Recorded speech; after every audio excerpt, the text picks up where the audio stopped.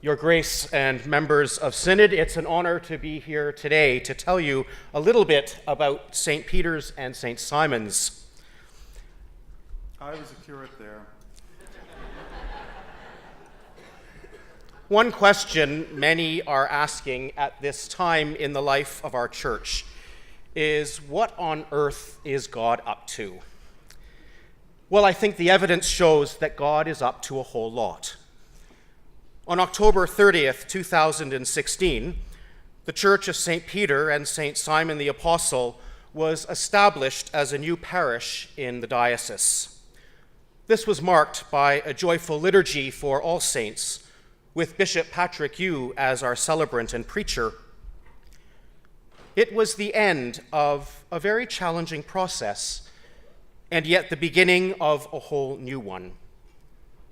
With change, there is uncertainty, but that did not dampen our hope that something new and good would emerge.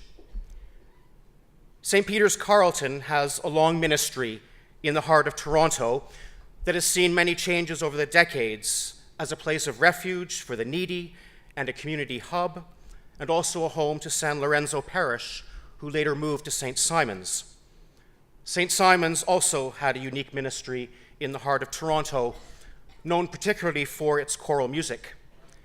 In 1989, the parish opened its doors to the growing needs of the community by starting a men's shelter, the first out of the cold in Canada, with 80 beds, 2 meals a day, medical care and fellowship, and the shelter operates 365 days a year.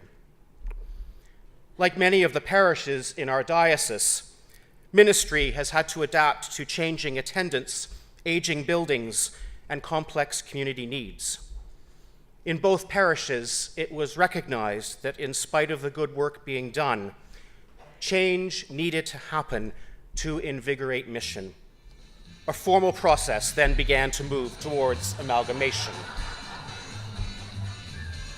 Well, I came from the generation with that TV program of the Brady Bunch, a generational thing.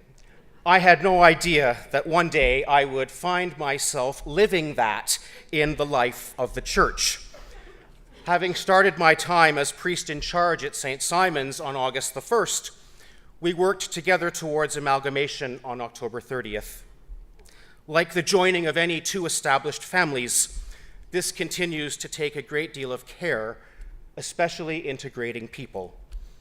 Over those first few months, we worked together to move many of the furnishings from St. Peter's, including their historic memorials, their font, their altar, which is now used each Sunday for the administration of Holy Communion and anointing for healing. But at the heart of the amalgamation is the desire for us to be stronger as one new parish than we were as two struggling parishes. The main focus has been to get to know each other, to integrate our ministries, and to build trust so that we can look forward to the mission before us. The St. Peter's members had as their primary hope to stay together as a family, and we've been working together for this goal, knowing that as followers of Jesus Christ, the heart of it all is our corporate worship. And so we are blessed now to have renewed energy, a vibrant parish life, new members, and excitement for the future. Situated on Bloor Street with Rosedale to the north, St. Jamestown to the south, and Cabbagetown to the east, with a range of housing, businesses, small and large, hospitals, long-term care homes, and so much more, we are a parish in one of, if not the most diverse and densely populated communities in the country.